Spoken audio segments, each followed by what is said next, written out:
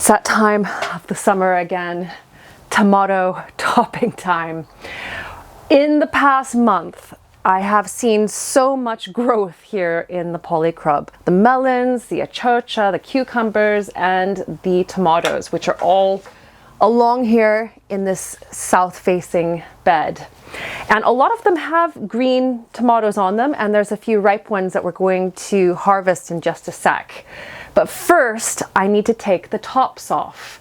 And the reason that I'm reaching up and snipping the tops of my plants off is that we have a relatively short growing season here in Britain. And any flowers that are going to be flowering right now, so like these ones right here, these are not going to produce ripe fruit by the end of the growing year. And also, when the plant is putting so much energy towards growing foliage and these new flowers and teeny tiny fruit at the top, they're not putting that energy towards the fruit that they already have. And so this helps to encourage the plants to ripen up those fruits. I'm going to carry on topping all of these plants, but then afterwards I want to show you around the Polycrub. We've got some basil to harvest. We've got things to do out in the garden. There's been a lot of wind and storms recently, and I need to put up some more supports for the Minarette trees. I also have a brand new composting system that I can't wait to show you, and we're gonna have a good look around the garden.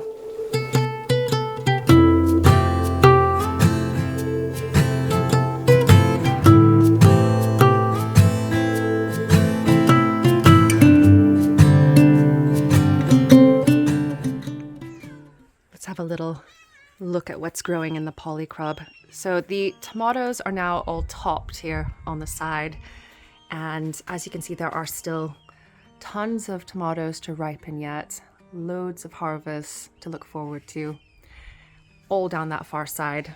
Also here, cherry tomatoes, and then followed by melons, which need supporting, and then beyond them is a really happy accident. I grew some cucumbers this year and they've matured into this, which is not what I was expecting at all. And through some asking of people online and some sleuthing, I found out these are Armenian cucumbers. There's another one just up here. It's a happy accident because these are potentially the sweetest, the most delicious cucumbers that I've ever tasted. So you can bet that you will see them growing in the garden in years to come, definitely next year. The plants right behind it, these are achocha, and they have been growing like mad, taking over. They're not producing as many fruit just yet, but from experience, I know that they'll be loaded with these prickly looking little fruit. They get much larger, but the prickles are not sharp at all. They're just very soft. Rounding the corner here, let's head over to where I'm growing the catnip. Maggie and Portia and Comet have been decimating this poor plant and the plant that I have growing outside. So I've set it up here, it's elevated, and Maggie has even been chilling here in between and not noticed at all that there was catnip right above. So this is my sneaky little place for it.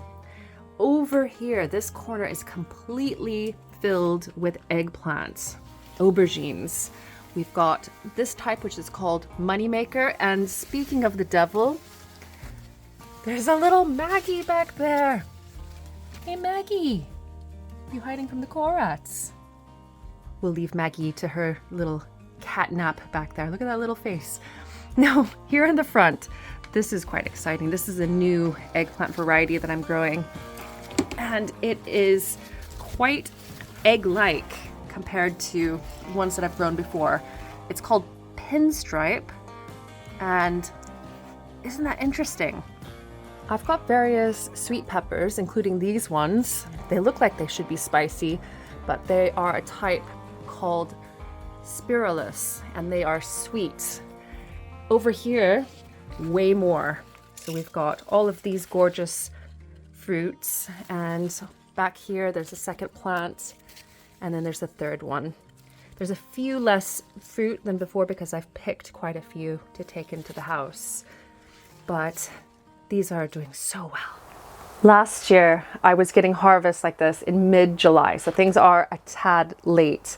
But this is a lovely trug of veg to take inside, and the tomatoes smell so good. You can bet that we're going to be having some of them for dinner tonight. There's another crop here in the Polycrub that you may have overlooked when we're walking around, and that's the basil. Basil. And what I'm going to be doing next is harvesting the leaves and then taking the leaves inside the house, and I'm going to show you how to make pesto and freeze it for the winter. We do it every single year.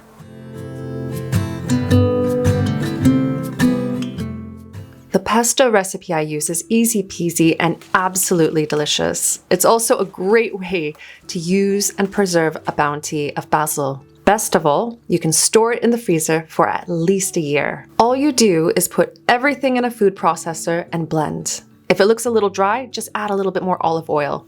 When it's finished, you can either store it in the fridge for up to 5 days or freeze it. And if you have a lot, it's a lot better just to freeze it in ice cube trays. When they're frozen, pop them out and then store the frozen cubes in a freezer bag or a container. We've made the pesto, and what I have left are a bunch of stems and some lemon peel. Later on when I make dinner, I'll be peeling some potatoes, and I'll have some potato peelings and other things. So quite a bit of kitchen waste. So what do I do with it? What do you do with your kitchen waste when you're cooking and kitchen gardening? That brings me to the sponsor of this video, Wrinkle. Wrinkle is the one true kitchen to garden composter that makes compost in your home. We're not talking about bokashi. We're not talking about chopping and dehydrating. Wrinkle creates a warm microbe-filled environment, and that creates finished compost in just 21 days. This is my Wrinkle. It lives on the floor over here in our dining area. It uses very little electricity. There's no odors whatsoever, and it is brilliant at composting things that would attract vermin out in the compost pile. So things like noodles and cheese and meat products, they can all go in there. Pasta sauces, anything that you kind of think twice about putting out in your compost bin, you can put inside. It's also perfect for people who want to compost in winter and people who live in flats and apartments. Whatever food waste that you put in your Wrinkle reduces down by 90%. And then when it's done, you scoop it out, you mix it with some soil, and then you use it to grow even more food. If you'd like to learn more about Wrinkle, you can visit their website, which is wrinkle.co. I'll put a link on the screen, and then you can find that link also down in the video text description. In the greenhouse are even more tomatoes to harvest. Some gorgeous orange cherry types and a tumbling variety that I'm growing out of an ordinary hanging basket. It's been very prolific. There's also tomato plants to top in here.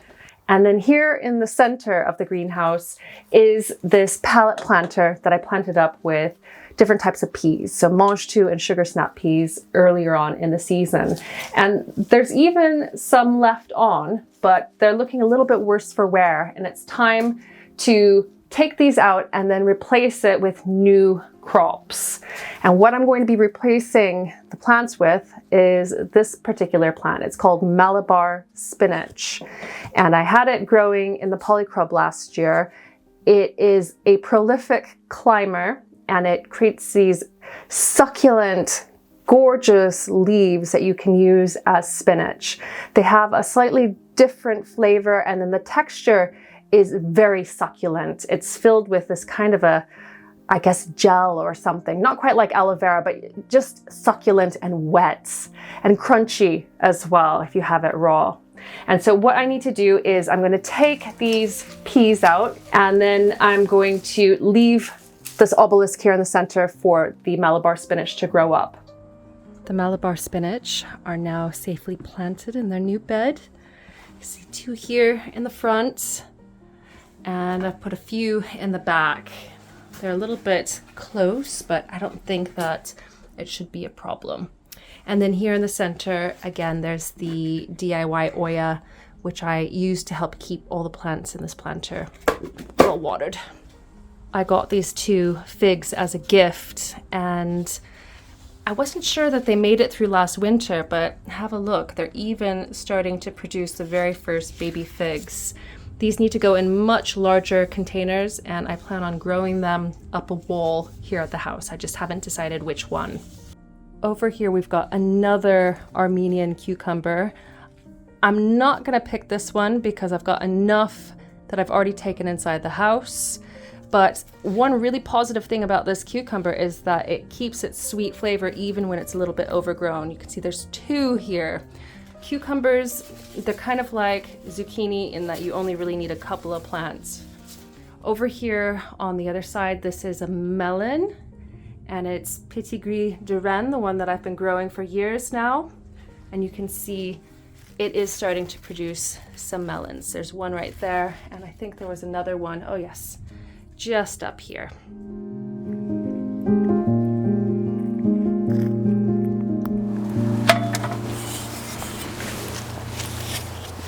A couple of winters ago, I ordered and planted a row of Minarette fruit trees. So they came as bare roots, and Minarette trees are trees that have been trained to grow as a column rather than to bush out like a typical tree.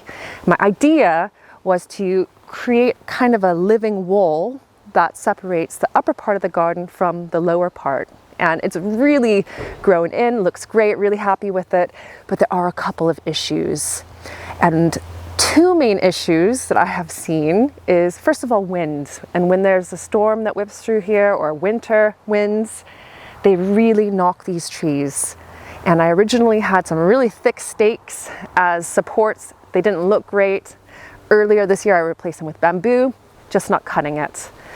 The other thing is that I bought 2 inexpensive metal arches to grow the apple trees on to create a living arch. And they're really starting to look good. But unfortunately, the cheapy metal is rusting at ground level. And I found when pulling the legs out of the soil that they're not rusting under the ground, but right at ground level they are rusting. And that's because water from rain is getting inside the hollow metal and then building up to that level and then rusting. Not great, because the trees still need that arch support to be able to fill in and to hold them in place and keep them from breaking in the winds. So the other day I took the executive decision to put in some more supports, and I got Josh's help to help make it happen. And it's not the best time of the year to be doing it, and it's not the best distance away from the plants to be putting in supports, but they desperately need them. And so we've put in some short stakes right through the middle here, and I've used rubber tree ties to tie them in. And I'm considering taking the top off of these 2 pear trees to keep them really short, because otherwise the taller they get, the more they're going to whip around in the wind, and I don't really need them to be super tall. Then the archways. What do I do with the archways?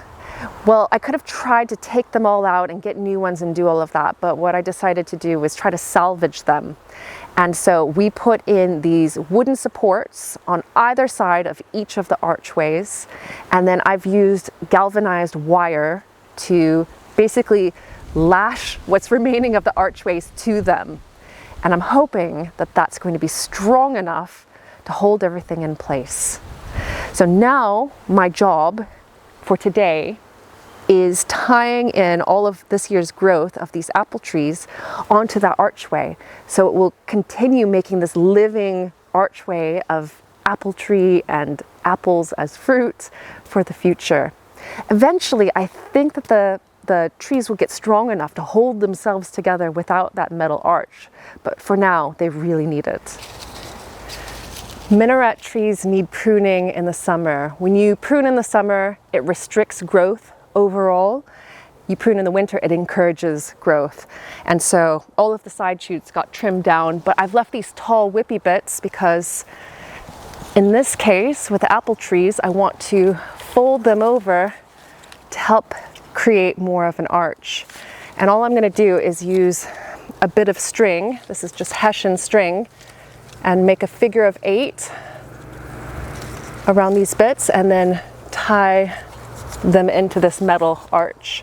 And that's why this archway is so important. It helps to create this nice regular archway. Now I've got to carry on with all of these other little whippy bits, and then I'm going to move over and do the second archway. The garden is looking beautiful, but it's also been probably the most challenging gardening year that I can remember. We've had tons of times where it's been far too cold, far too wet, far too dry, and it has been a challenge. Still, there have been plenty of successes. Lots of leafy greens, amaranth, which is a new crop for me, lots of chard. Brassicas like broccoli and kale have done really well. Of course, the strawberries that we saw in June. Flowers have done very well, including the chamomile, which we were harvesting a couple videos ago, and the dahlias are just coming in, and they really do put a smile on my face. Another success this year has been my small pond that's just here in front of the Polycrub, and it just had a dragonfly hovering over it and sunning itself here on the side. And earlier in the year there were some frogs and tadpoles, so it's really fulfilling its role as not only a lovely feature but a magnet for wildlife. And during the dry periods that we've been having, there have been birds and all sorts of animals over here drinking from the water that I definitely kept topped up for them. So if you have been having challenges this year in your garden, know that you're not alone. I think most of us have. And aside from the ordinary year-to-year challenges as well, it's just been really tough. So I think what we should do in times like that is to really focus on what has worked and your successes, even the small ones, and to focus on maybe being a bit more creative in the garden and just enjoying it for what it is. And one thing that I have been doing to create more of a feature here around the pond is I've been making more of the sea glass stepping stones. I shared it as a new reel on Instagram just a couple of days ago, but I have a full video showing how to make these. And if you'd like to watch that next, I'll put something up on the screen and you can head over there next. Thank you so much for joining me this time for the garden in August. And you don't have to wait 2 weeks for the next video because I'm doing another one next Sunday.